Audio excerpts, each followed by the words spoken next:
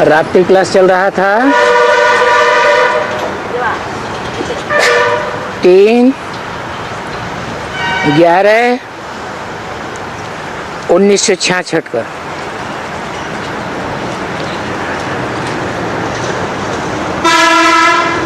बात चल रही थी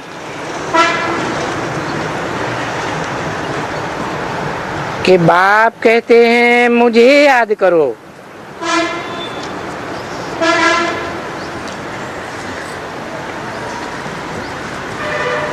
कौन सा बाप कहते हैं? आत्माओं का बाप कहते हैं मुझे याद करो। परंतु आत्माओं के बाप को अपना मुख तो है ही नहीं।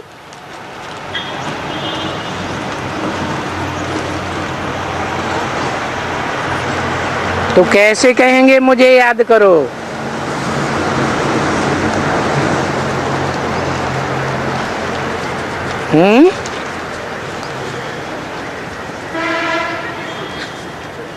कहते हैं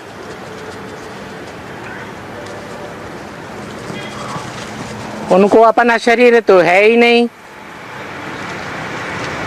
इंद्रियां है ही नहीं, वो तो विदेही है। वि माने विपरीत, देही माने देह से विपरीत।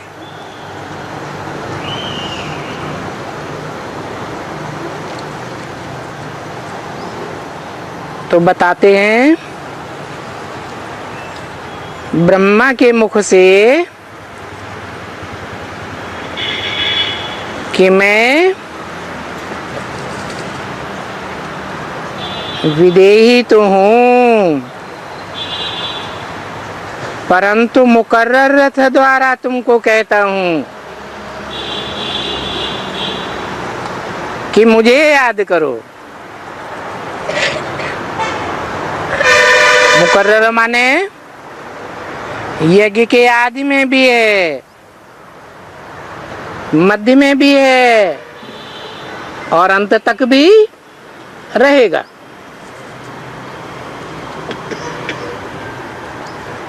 टेम्परेरी रथ नहीं बताया।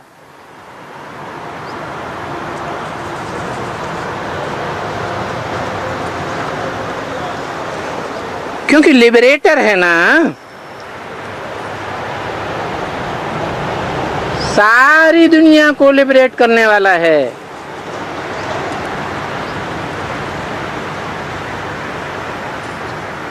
तो संगम युग के आदि की बात है या अंत की बात है? आदि की बात है। सबको लिबरेट करके ले जाएगा, कोई भी धर्म वाला क्यों न हो, धर्म पिता ही क्यों न हो,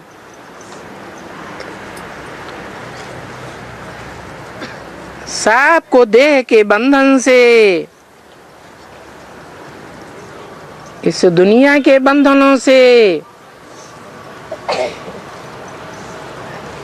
रावण राज्य के बंधन से छुड़ा के ले जाएगा। और लिबरेट भी कहां आकर के करते हैं?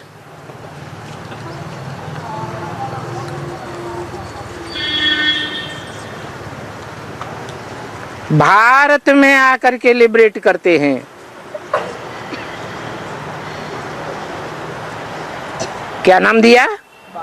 भा माने रोशनी, ज्ञान की रोशनी। रत माने लगा रहने वाला। जो इस 5,000 वर्ष के ड्रामा में आदि से लेकर अंत तक ज्ञान की रोशनी में लगा रहता है। चाहे व्यास बनकर, जिसे वेद व्यास कहते हैं, उन वेदों की व्याख्या करने वाला, आरण्यक या शतपथ ब्राह्मण जैसे शास्त्र लिखने वाला, अथवा उपनिषद लिखने वाला।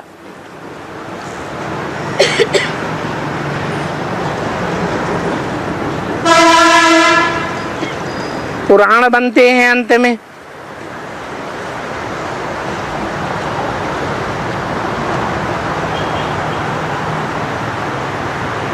महाभारत पुराण, भागवत पुराण,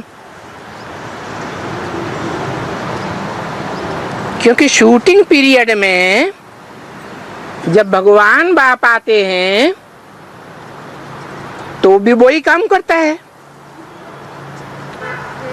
और ब्रॉड ड्रामा में भी वही पार्ट बजाता है।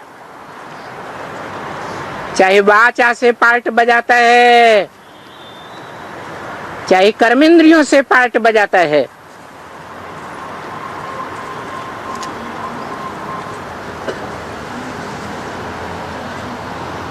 प्रैक्टिकल पार्ट बजाता है। तो जो ज्ञान की रोशनी में सदा रत रहने वाला है, वाचा से, कर्मों से, वाइब्रेशन से, मैं उसमें आता हूं।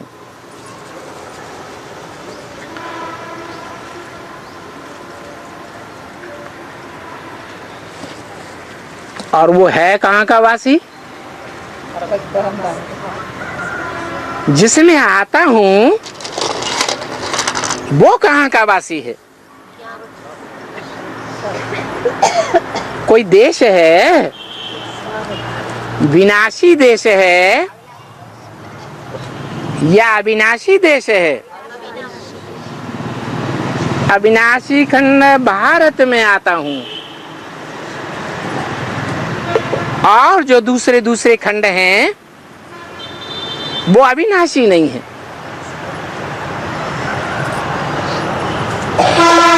क्रिश्चियंस का यूरोपीय खंड,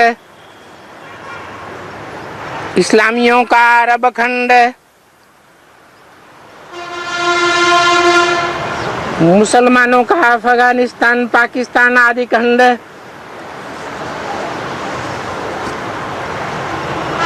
बौद्धियों का चीन जापान खंड, ये 2500 वर्ष से पहले इनकी कोई हिस्ट्री नहीं मिलती, ये थे ही नहीं। जब द्वैतवादी युग आता है, दो धर्म,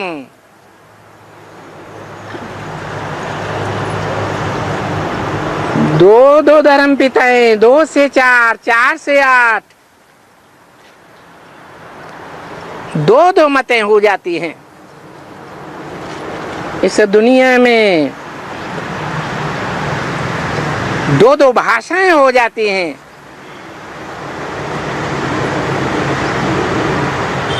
ऐसे द्वैतवादी खंडों में मैं नहीं आता हूं।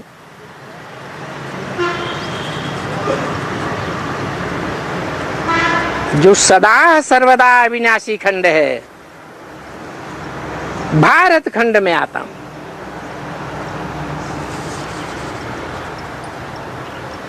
तो जरूर यहां भारत खंड में आकर के लिबरेट करेंगे, और पावन भी तो यहां आकर करेंगे ना, क्योंकि पवित्रता की मान्यता, ब्रह्मचर्य की मान्यता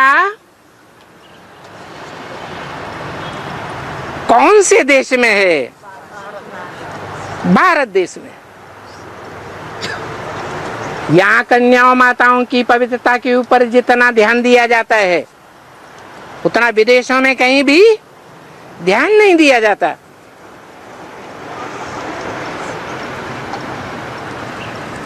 तो सारी दुनिया को पावन आकर के यहाँ करते हैं।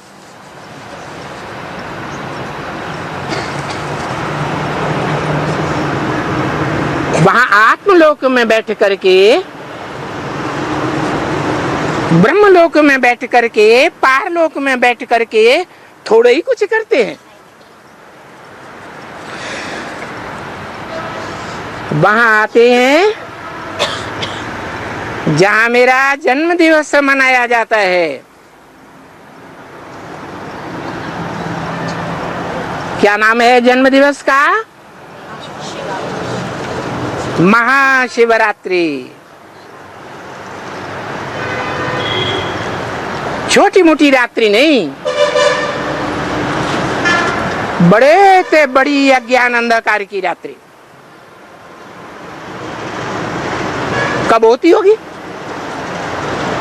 दुनिया जब सतो प्रधान है सतयुग में, त्रेता में सत्व सामान्य है, तब तो अज्ञान की रात्रि नहीं होती।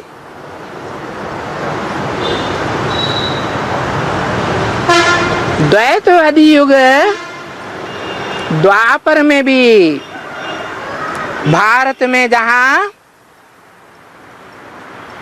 बड़े बड़े ज्ञान के ग्रंथ लिखे जाते हैं, जिनमें ज्ञान भक्ति और वैराग का विवरण होता है, वो भी रजो प्रधान युग है।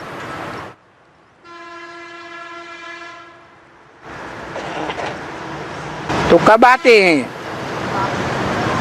सतयुग के आदि में भी सतयुग, त्रेता द्वापर में नहीं आते, कलयुग के आदि में भी नहीं आते, क्योंकि हर युग की 4 अवस्थाएं होती हैं।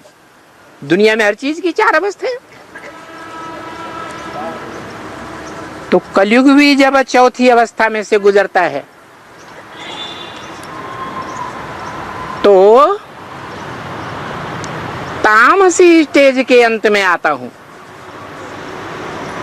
और आकर के पहले पहले गुप्त पार्ट बजाता हूं या प्रत्यक्ष होकर के पार्ट बजाता हूं। जैसे बच्चा गर्भ में आता है तो गुप्त पार्ट बजाता है या प्रत्यक्षता रूपी जन्म लेता है? गुप्त पार्ट बजाता हूं। मैं भी गुप्त है, मेरे को फॉलो करने वाले बच्चे भी गुप्त। मैं बड़े से बड़ा पंडा हूं। पंडा उसको कहा जाता है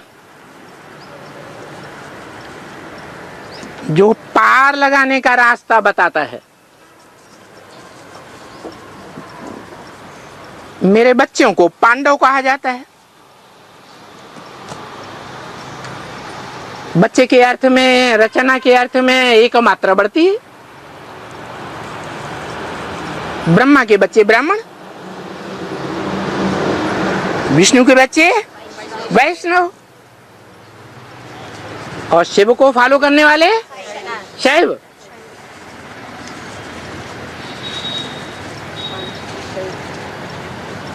तो मेरे जो पांडव बच्चे हैं वो गुप्त होकर के घूमते हैं, और मैं तो हूं ही इस रंगमंच का डायरेक्टर। डायरेक्टर पर्दे के पीछे रहता है या देखने में आता है? पर्दे के पीछे रहता है। तो मैं यहां आकर के लिबरेट करता हूं।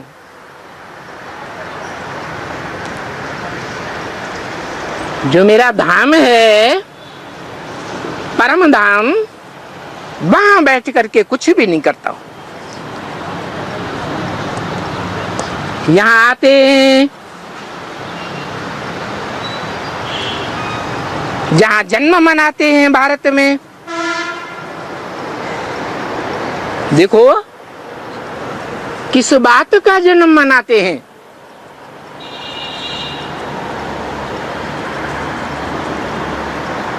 है जन्म माने प्रत्यक्षता रूपी जन्म। बच्चा पहले गर्भ में गुप्त होता है, बाद में प्रत्यक्षता रूपी जन्म लेता है। जब जन्म लेता है तो बाप भी कहेगा बच्चा आया, जो आंखों से देखेगा, कानों से आवाज सुनेगा, तो पड़ोसी भी कहेंगे पड़ोस में बच्चा आया।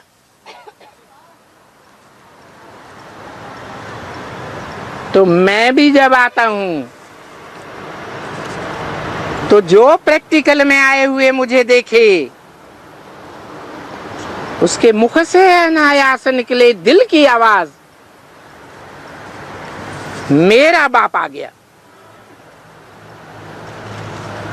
किसका बाप? क्रिश्चियंस का नहीं, कोई धर्म विशेष का नहीं, सिर्फ ब्रह्मा कुमार कुमारियों का भी नहीं, जो अपन को प्रजापिता ब्रह्मा कुमार कुमारियां कहते हैं उनका भी नहीं। जो देखे इन आंखों से, जो सुने इन कानों से, सबके मुख से दिल की आवाज निकले कि मेरा भगवान गॉड फादर आ गया।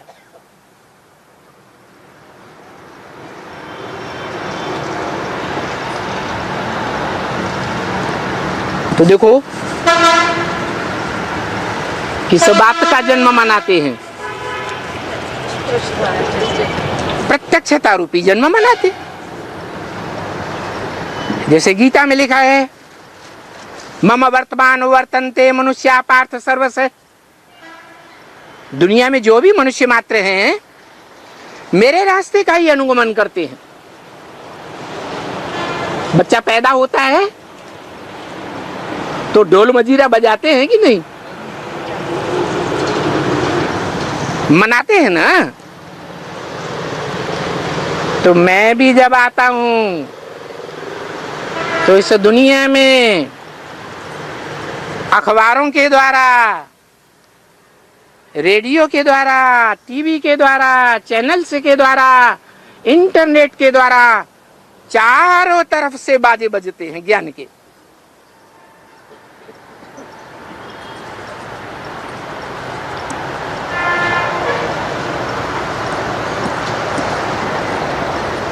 कब आया? कब आया? महाशिवरात्रि में आया। ऐसी बड़े से बड़ी रात्रि अज्ञान की, जिसमें दुनिया के 500-700 करोड़ मनुष्य तो अज्ञान में होते ही हैं।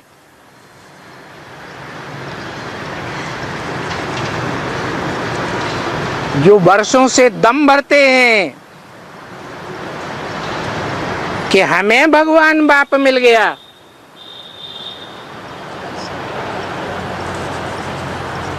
ब्रह्मा की औलाद ब्रह्मा कुमार अथवा प्रजापिता ब्रह्मा की औलाद प्रजापिता ब्रह्मा कुमार कहलाते हैं। वो सब अज्ञान अंधकार में आ जाते हैं।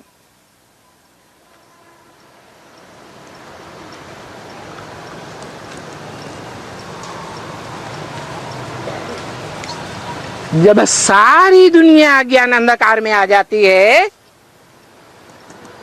तब मैं उस मुकर्रर रथ के द्वारा संसार में प्रत्यक्ष होता हूं। जो मुकर्रर रथधारी आत्मा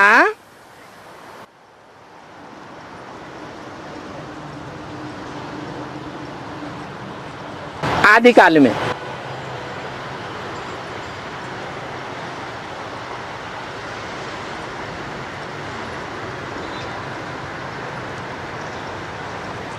गुप्त ही रहती है,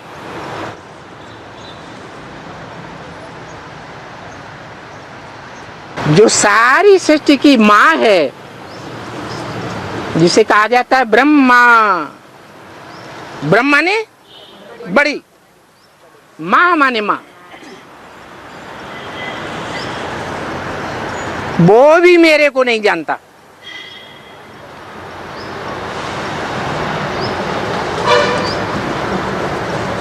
और ब्रह्मा कुमार कुमारी भी मेरे को नहीं पहचान पाते, क्योंकि मैं गुप्त गर्भ काल में, ज्ञान गर्भ में रहता हूं।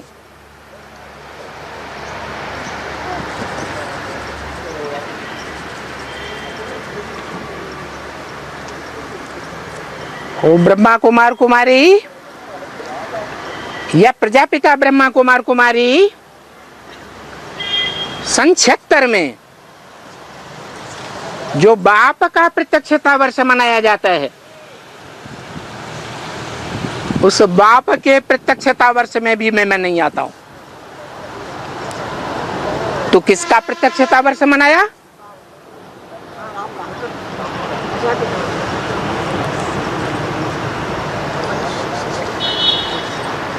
प्रत्यक्षता वर्ष बाप का तो मनाया, लेकिन बेहद के दो बाप हैं। एक है आत्माओं का बाप, निराकार आत्माओं का निराकार बाप। जैसा बाप वैसे बच्चे। सांप लंबा तो बच्चे भी लंबे। हाथी मोटा ताजा तो बच्चे भी मोटे ताजे। बाप अति सूक्ष्म ज्योति बिंदु अणो अणियांश मनुस्मरेत्य है, अणु से भी अणुरूप, तो बच्चे भी अणुरूप, बिंदु रूप। बिंदु को चाहे जितना सूक्ष्म बनाते जाओ,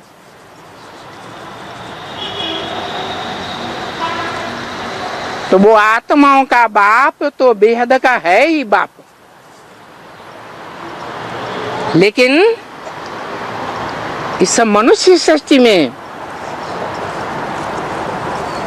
मनुष्यों का भी तो बीज रूप कोई बाप होगा, जो मानवीय सृष्टि का बीज कहा जाता है।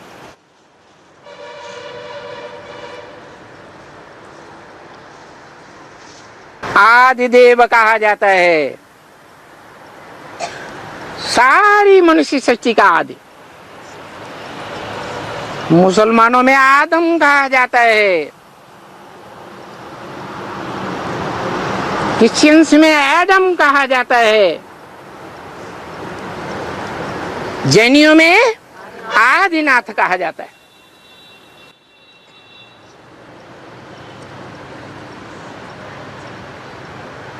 मैं उस मुकर्रर रथ में आता हूं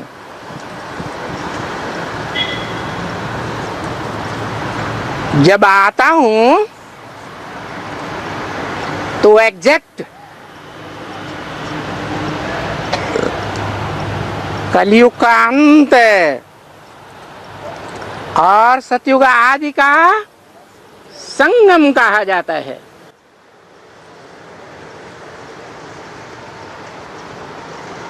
पुरुषोत्तम संगम युग,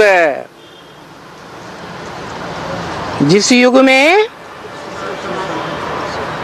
शरीर रूपी पुरी में शयन करने वाली आत्माओं का बाप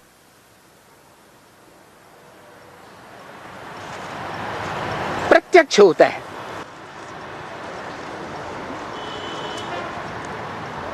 तो सवाल हुआ, 76 में जो बाप का प्रत्यक्षता वर्ष मनाया,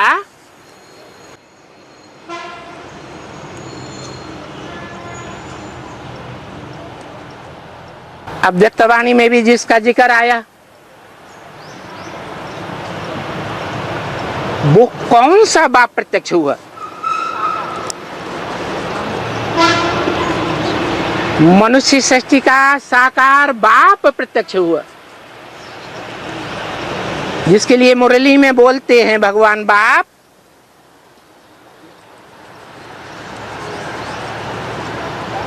राम बाप को कहा जाता है और कृष्ण बच्चे को कहा जाता है।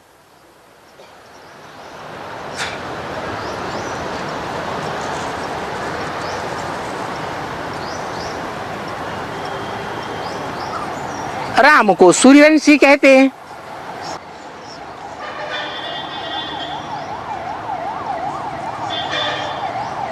गीता में लिखा है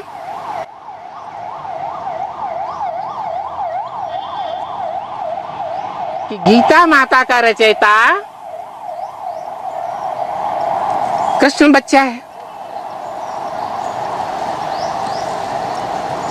अरे रचयिता बच्चा होता है या बालिग होता है?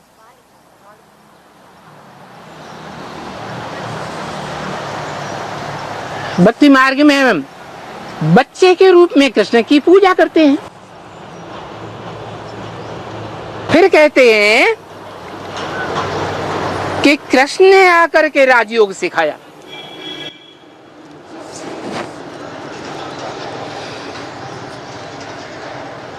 राजयोग सिखा करके, राज की बातें बता करके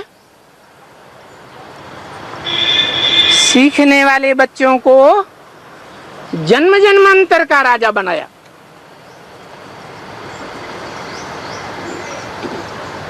जो काम दुनिया का कोई भी धर्म पिता नहीं कर सका,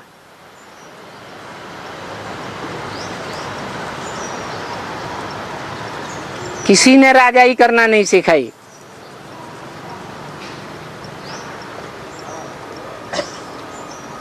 जो भी इस मनुष्य सृष्टि पर आए, मनुष्य मात्र, वो सब अधीन बनाने वाले आए। स्वाधीन किसी ने नहीं बनाया। स्व माने आत्मा, आधीन माने अंदर में रहने वाला।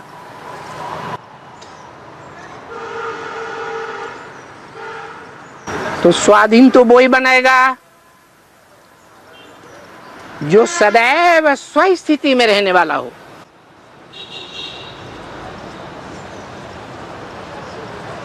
वो तो एक ही आत्मा है जिसे गीता में बताया है अक्षर कभी भी क्षरित नहीं होता, कभी भी पतित नहीं होता, उसकी शक्ति कभी भी क्षीण नहीं होती। क्यों नहीं होती? क्योंकि वो जन्म मरण के चक्र से न्यारा है।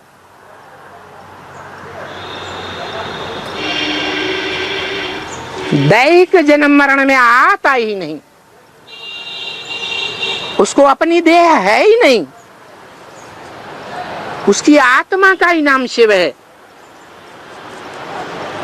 और जितनी भी आत्माएं हैं इस रंगमंच पर मनुष्य सृष्टि में, वो सब क्षरित होने वाली है। सुख भोगते भोगते शक्ति क्षीण होती रहती है। भले देव आत्मा ही क्यों न हो, उनकी भी कलाएं कम होती जाती हैं। कलाहीन बन जाते हैं कलयुग के अंत में आकर के। तब मैं आता हूं और कलाहीन मनुष्यों को नर से नारायण 16 कला संपूर्ण बनाता हूं। जिस नारायण के बचपन का नाम कृष्ण कहा जाता है,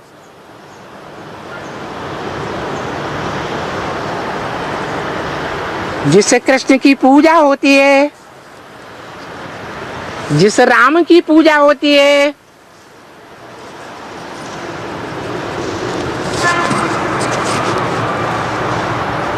वो पूजनीय बनने का कार्य उन आत्माओं ने किस युग में किया?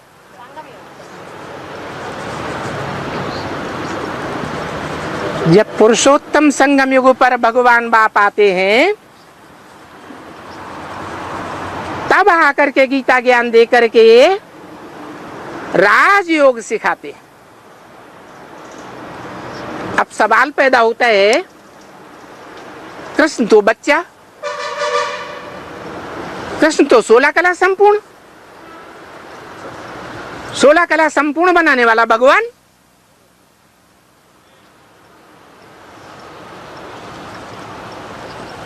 जो बनने वाला है 16 कला संपूर्ण, वो तो भगवान नहीं हो सकता।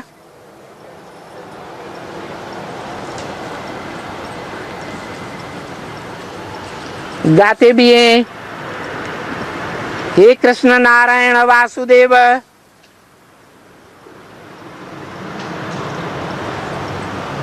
वो कृष्ण भी है, नारायण भी है, वासुदेव भी है।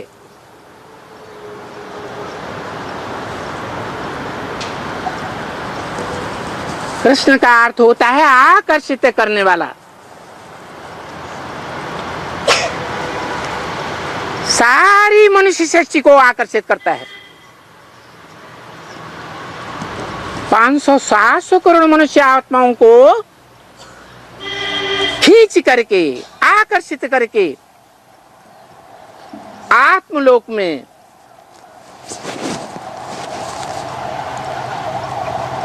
परम धाम में ले जाता है।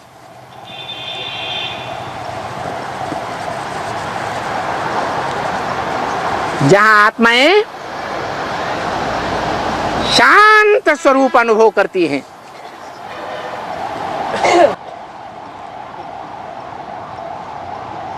ये कलयुग की दुनिया तो अशांति की दुनिया है।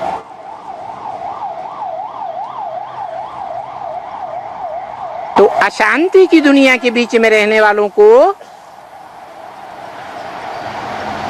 जो मन बुद्धि से बहुत ही अशांत हो जाते हैं, कलयुग के अंत काल में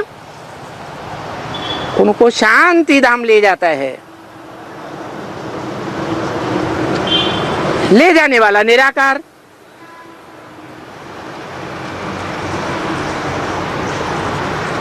भले कृष्ण साकार है, भक्ति मार्ग में मनुष्य गुरुओं ने जो भी शास्त्र लिखे हैं, उन शास्त्रों में राम को भगवान, कृष्ण को भगवान मान लिया है।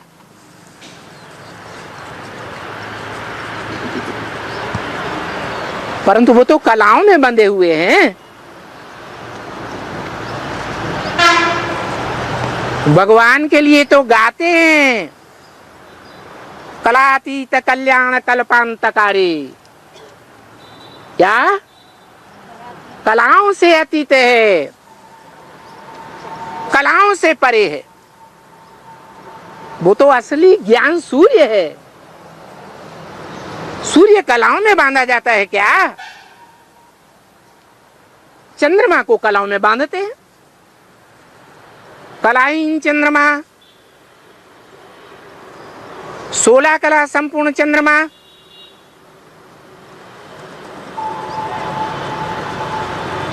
और चंद्रमा तो शीतल होता है। चंद्रमा स्वयं प्रकाशित नहीं होता है, और सूर्य स्वयं प्रकाशित है। वो आसमान का सूर्य नहीं। यहाँ आसमान के सितारों की बात नहीं हो रही है। वो आसमान के जड़ सितारे मानिंद हैं, उदाहरण है इस धरती के आत्मा रूपी सितारों के लिए। इस धरती में चंद्रमा का पार्ट बजाने वाला भी है, सूर्य का पार्ट बजाने वाला भी है, और नवग्रह, जिन 9 ग्रहों की पूजा होती है, उनका मानिंद कोई 9 विशेष आत्माएं हैं। जिनकी यादगार में 9 रत्नों की अंगूठी पहनते हैं। एक मोस्ट वैल्यूबल रतन, एक नो वैल्यू एट ऑल पुखराज, अन्य 8 रत्नों की वैल्यू दिखाते हैं। उनको अष्ट रत्न कहा जाता है।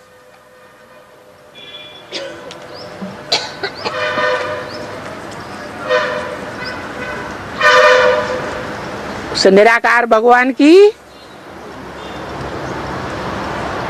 ये अष्टमूर्तियां गाई हुई हैं, जिनकी पूजा, जिनके मंदिर खास दक्षिण भारत में मिलते हैं।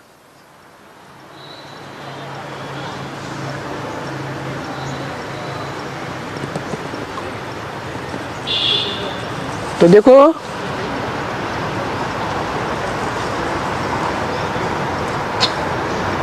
वो 8 विशेष आत्माओं को चुनता है।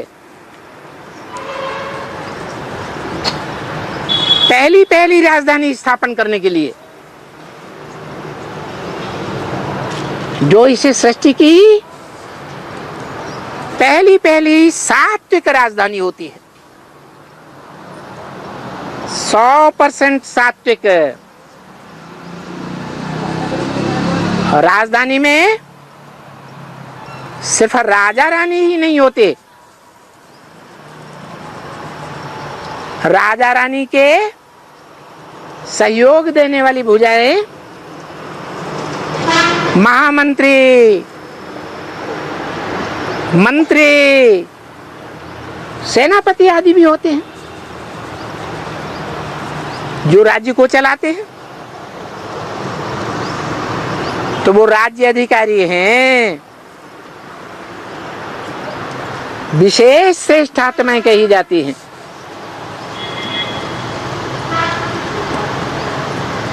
जिनकी श्रेष्ठ से श्रेष्ठ माला है। इतने श्रेष्ठ बच्चे हैं कि जो भगवान का असली रूप है, जो निराकारी लिंग रूप धारण कर लेता है,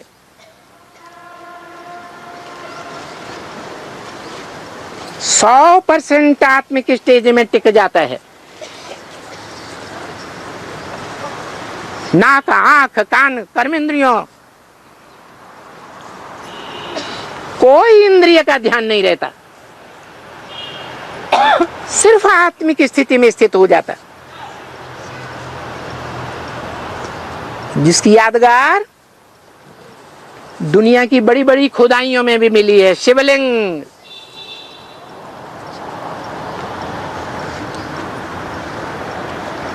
उस निराकार भगवान बाप का बड़ा रूप है।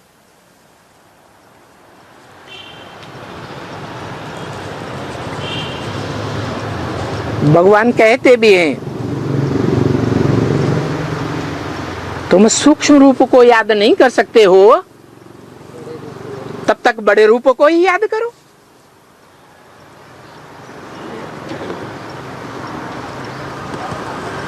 उसका नाम भी है महादेव। देव तो 33 करोड़ भी गाए हुए हैं, लेकिन वो कैसा देवता है देवताओं के बीच में? महादेव। ऊंचे ते ऊंचे देवताएं हैं 3 त्रिदेव, ब्रह्मादेव, विष्णुदेव और शंकर महादेव। तो कहा जाता है देव ब्रह्मा, देव विष्णु, और उन दोनों से भी ऊंचा देव, देव महादेव। तो बड़ा बच्चा कौन हुआ है? बड़ा बच्चा हुआ जिस बड़े बच्चे का नाम एकमात्र नाम है संसार में,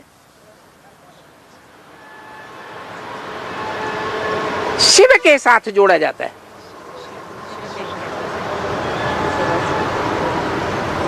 और 2500 वर्ष भक्ति मार्ग में गाया जाता है।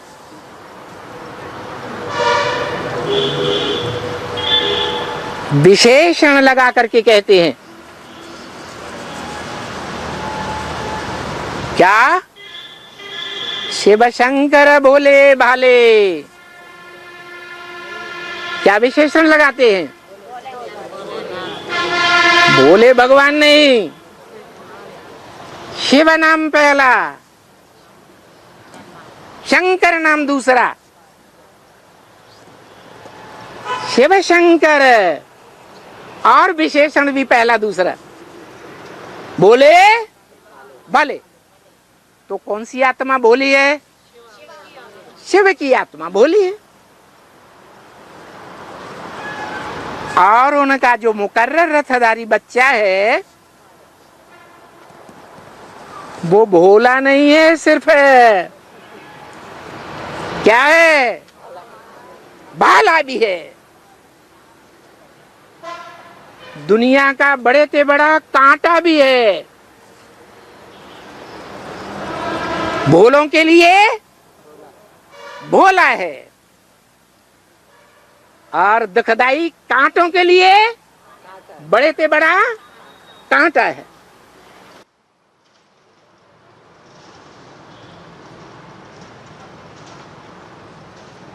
तो वो शिव मुकर्रर रथधारी तीसरी मूर्ति शंकर के द्वारा प्रत्यक्ष होता है।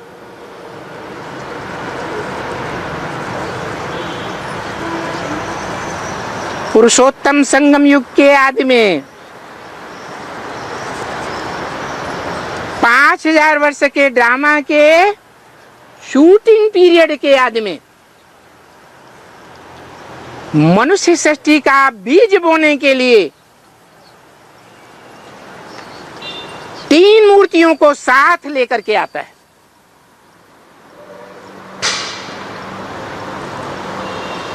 परंतु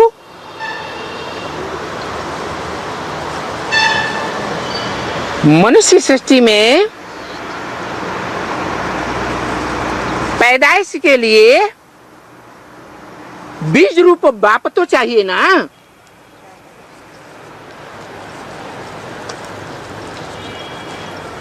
तो जब आता है और जिस मुकर्रर रथ में पहले पहले आता है, जिसका ब्रह्मा के मुख से निकली वेदवाणी में इशारा दिया है, क्या इशारा दिया है?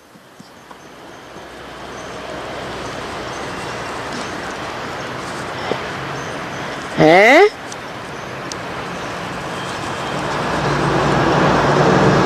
मैं मनुष्य सृष्टि के बीज रूप में आता हूं। मनुष्य सृष्टि रूपी जो वृक्ष है उसमें बीज भी होता है, प्रथम बीज,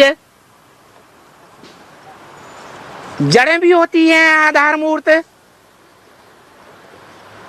तना और टहनियां भी होती हैं, पत्ते भी होते हैं। लेकिन सबसे ज्यादा पावरफुल क्या होता है? बीज रूप बाप ही पावरफुल है। तो मनुष्य सृष्टि में जो सबसे पुराना है, जिसका ना आदि है ना अंत है, शास्त्रों में भी कहीं नहीं दिखाया कि उसका कोई जन्मदाता है और उसकी मृत्यु होते भी कभी नहीं दिखाते। कृष्ण की तो मृत्यु होते भी दिखाया है और कृष्ण को जन्म होते भी दिखाया है।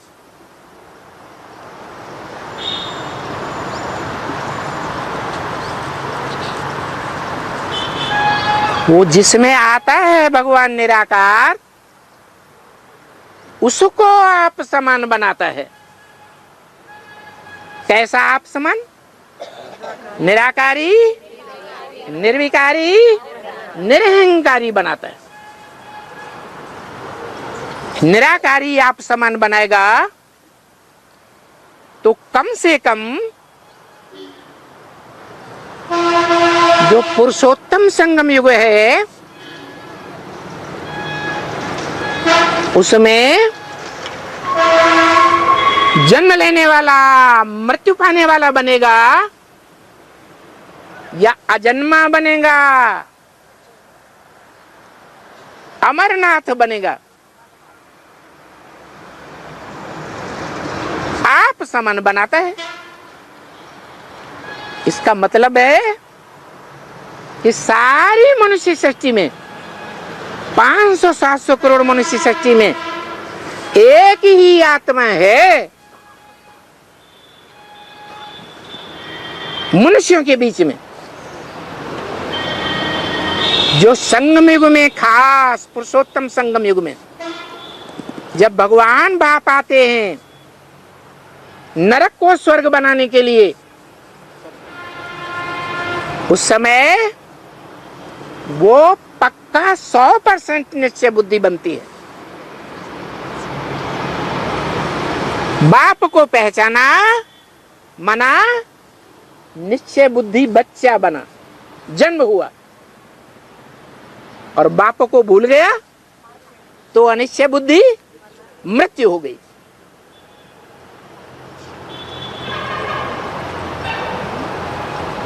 तो सन 76 जो है उसके लिए ब्रह्मा की वाणी में ही बोल दिया, इन लक्ष्मी नारायण का जन्म कब हुआ। इशारा किया इन लक्ष्मी नारायण की तरफ।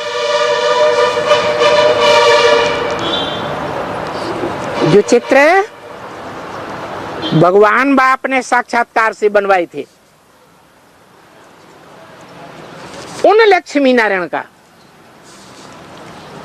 उनके नीचे खड़े हुए राधा कृष्ण का नहीं। जन्म कब हुआ तो बताया 1966 की मुरली में बताया। आज से 10 वर्ष कम 5000 वर्ष हुआ। तो उल्टा चक्कर घुमा दो 66 से बाद में और 10 वर्ष पहले ही रुक जाओ तो कौन सा सन आएगा? है 1976 आता है। 76 को बाप का प्रत्यक्षता वर्ष ब्रह्मा कुमार कुमारियों ने भी जोर शोर से मनाया, क्योंकि ब्रह्मा की वाणी में ही, जिसे वेद वाणी कहा जाता है,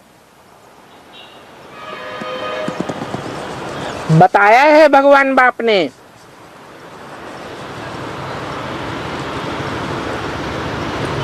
कि लक्ष्मी नारायण का जन्म जब होता है तो नई दुनिया तैयार होती है।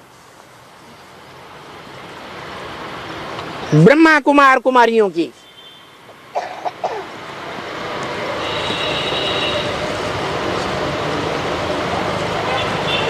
पुरानी दुनिया का विघटन शुरू हो जाता है। किसके द्वारा?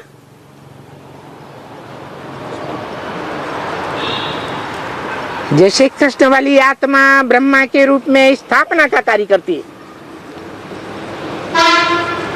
ब्राह्मण धर्म की स्थापना होने के बाद फिर जो नौकरियों में से ब्राह्मणों की नौकरियां मानी जाती हैं, नौकरियों में से जो कमजोर कुरी के ब्राह्मण हैं उनका ज्ञान के आधार पर विघटन होने लगता है। उनको भगवान की वाणी के ऊपर उतना निश्चय नहीं रहता।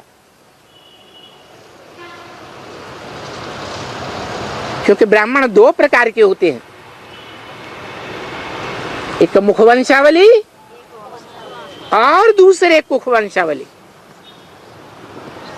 मुखवंशावली ब्राह्मण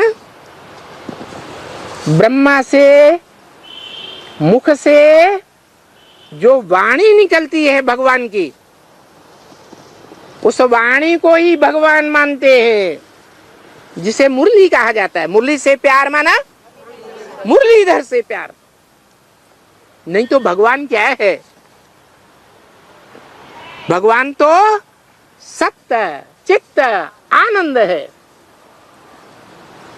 जो सत्य है वो ही सतयुग की स्थापना करता है। वो सत्य भगवान इस सृष्टि में आकर के सच्ची बात सुनाता है ब्रह्मा के मुख से। जो सच्ची बातें सुनाता है, झूठ की दुनिया, झूठे लोग उन बातों की गहराई का कोई महत्व नहीं देते।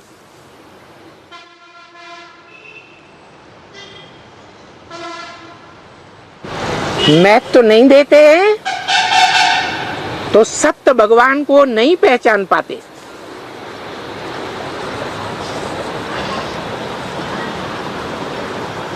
गॉड इज ए ट्रुथ कहा जाता है,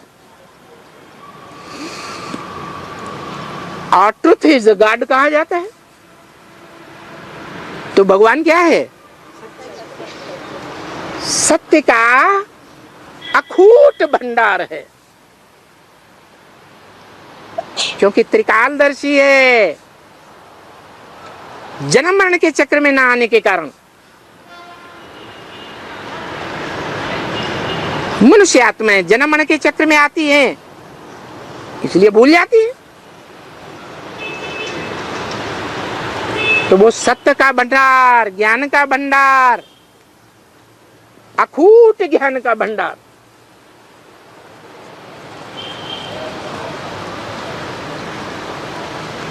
वो ऐसे मनुष्य तन में प्रवेश करता है जो सृष्टि के आदि से लेकर के अंत तक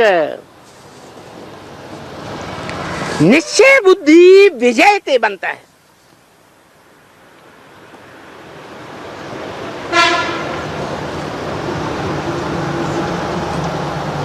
इस अविनाशी देश भारत खंड में, इस सच्चखंड में इतने झूठे आतताई आए विदेशों से,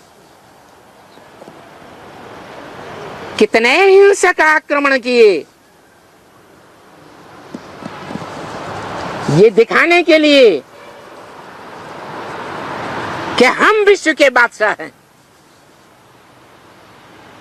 इस दुनिया में हमारा मर्तबा भगवान के समान है, हम ही भगवान हैं।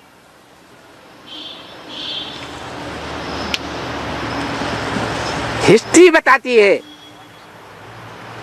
उन सारे ही आतताइयों को भारतवासियों ने भगाए मारा।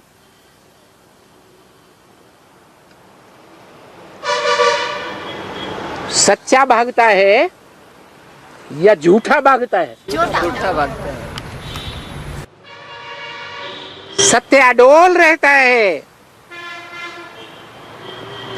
सत्य सर के ऊपर चढ़ करके बोलता है।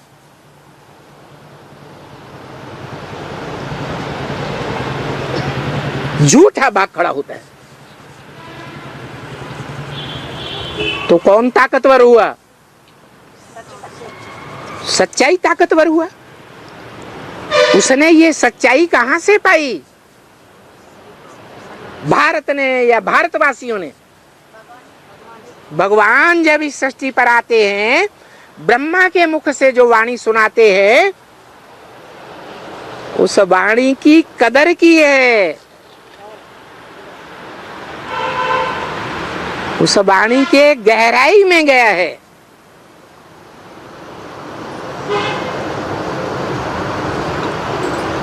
और वो आत्मा है जिसे भगवान आकर के ज्ञान सूर्य के रूप में संसार में स्थापित करते हैं। भक्ति मार्ग में उसे राम कहते हैं।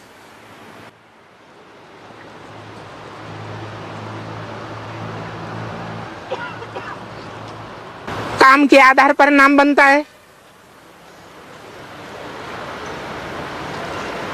राम रम्यते योगिनो यस्मिनीति राम, क्योंकि नंबरवार सारी दुनिया राम को पहचानती है। जो सृष्टि के अंत काल में शंकर के रूप में प्रत्यक्ष होता है,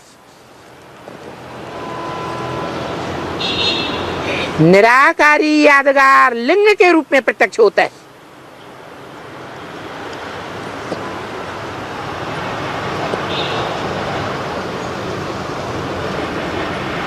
वो लिंग रूप उसकी ज्यादा से ज्यादा मूर्तियां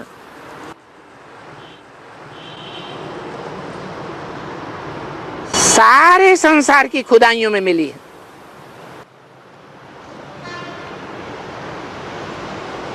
उस आत्मा की सार्वभौम सत्ता है इस सृष्टि रूपी रंगमंच पर। जैसे ड्रामा के रंगमंच पर हीरो पार्टधारी की सार्वभौम सत्ता होती है,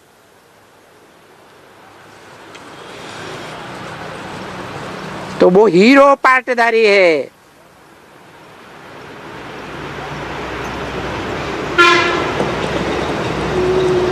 अव्वल नंबर का हीरा है।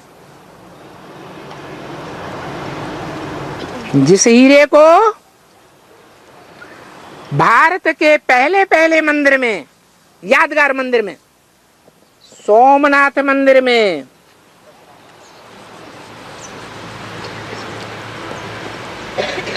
शिव के रूप में प्रतिष्ठित किया गया है।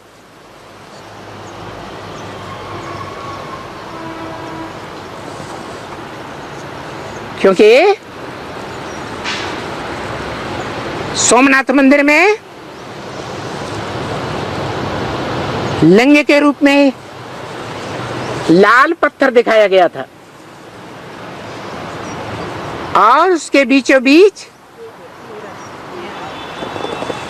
वो आत्मा जो हीरो पार्टधारी के रूप में पार्ट बजाती है, बाप समान निराकारी स्टेज में स्थित हो जाती है। क्योंकि वो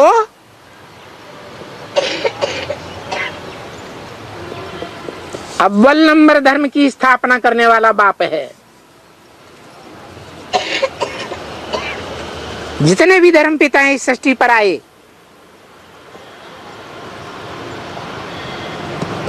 वो सब भगवान बाप के घर से डायरेक्ट उतरते हैं,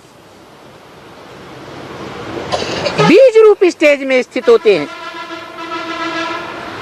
उनके चेहरे से निराकारी स्टेज झलकती है।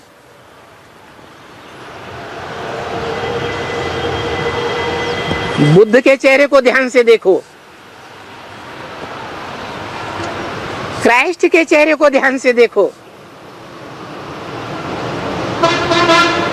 गुरु नानक के चेहरे को ध्यान से देखो। चेहरा क्या बताता है? आंखें चढ़ी हुई हैं,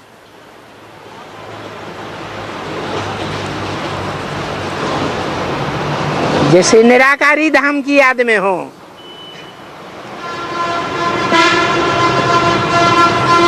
वो तो इस मनुष्य सृष्टि के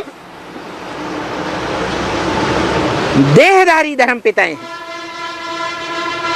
बाप हैं, लेकिन उन बापों का भी कोई बाप है इस मनुष्य सृष्टि में।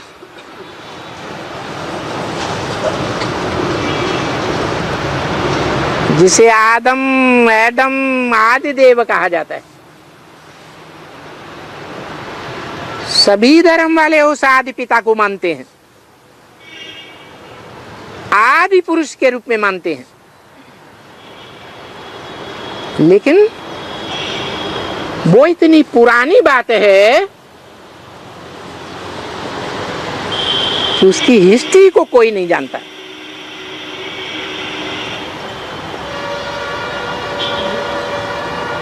उस मुकर्रर रथधारी आत्मा के द्वारा भगवान बाप आकर के सारी मनुष्य सृष्टि के आदि मध्य अंत का राज बताते हैं।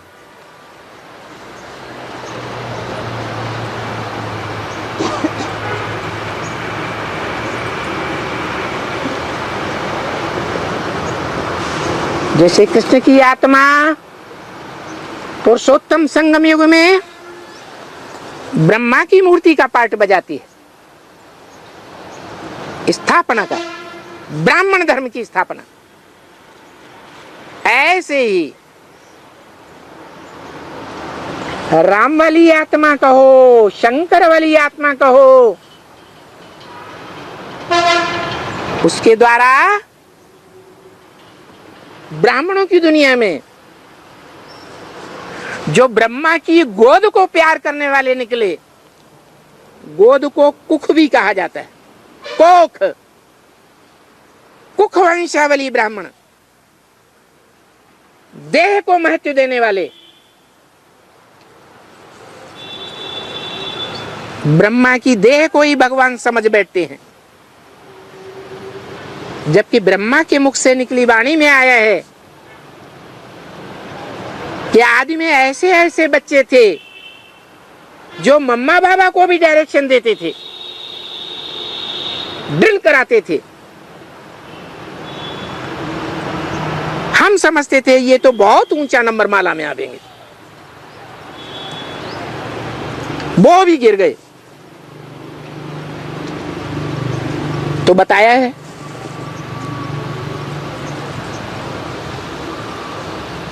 कि राम वाली आत्मा भी फेल हो गई। अब सवाल ये है, वो आत्मा माया के फाइनल पेपर में फेल हो गई या छोटे मोटे एग्जाम में फेल हो गई? और माया किसी को छोड़ती है? छोड़ती है? कहते हैं ब्रह्मा ने 4 बार सृष्टि रची ब्राह्मणों की।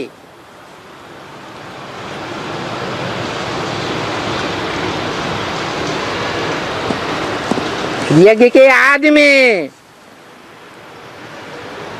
सिंध हैदराबाद से जो ब्राह्मणों की सृष्टि रची गई,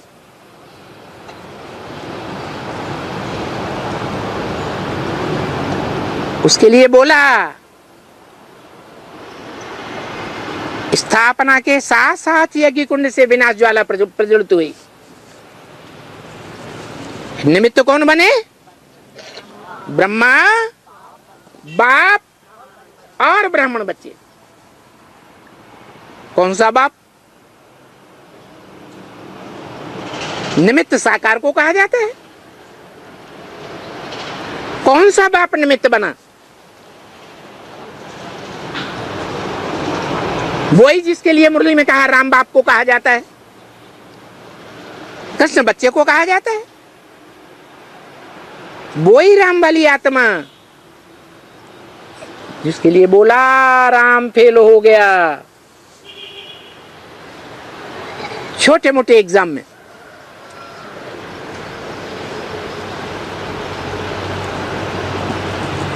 तो जो बच्चा फेल हो गया, बाप कहते हैं जब बीज ही फेल हो गया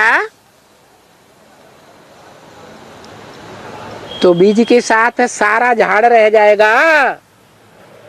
है एक दिन ऐसा आता है सारा झाड़ सूख जाता है।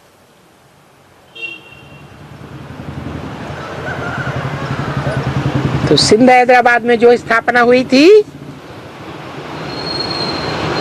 वो सन 47 तक आते आते वो ब्राह्मण लोप हो गए।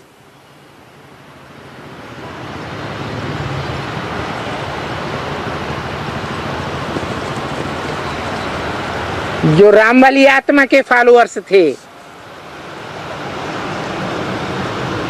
ज्ञान सूर्य के फॉलोअर्स थे, जो गीता में भी कहा है भगवान बाप जब आते हैं तो पहले पहले किसको ज्ञान देते हैं? सूर्य को ज्ञान देते हैं। वो आत्मा ज्ञान सूर्य के मानिंद है।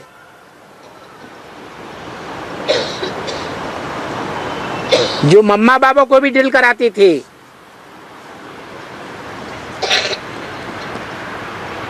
ज्ञान चंद्रमा ब्रह्मा भी उससे ज्ञान की रोशनी लेता है।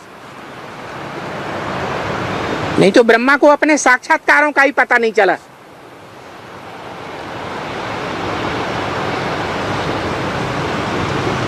अंत में आखिरी भागीदार के पास जाना पड़ा।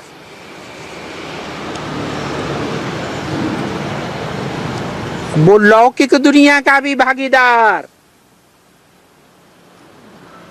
और अलौकिक दुनिया में भी भागीदार है। इसलिए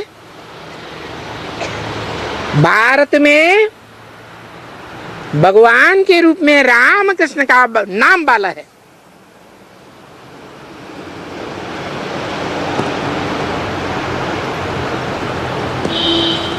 तो राम वाली आत्मा जो मुकर्रर रथ धारण करती है, वो सन 76 में जो आदि में ज्ञान का बीज डालने के निमित्त बनती है, ब्रह्मा में साक्षात्कारों का क्लैरिफिकेशन देकर, वही आत्मा सन 76 में प्रत्यक्ष हो जाती है। ब्राह्मणों की दुनिया में प्रत्यक्षता रूपी जन्म लेती है।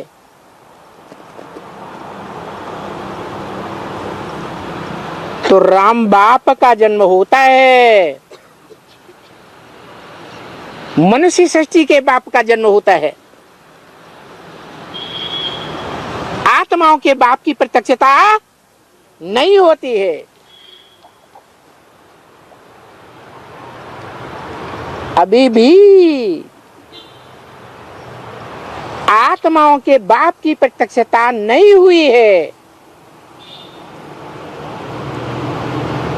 उसकी निशानी है, गायन है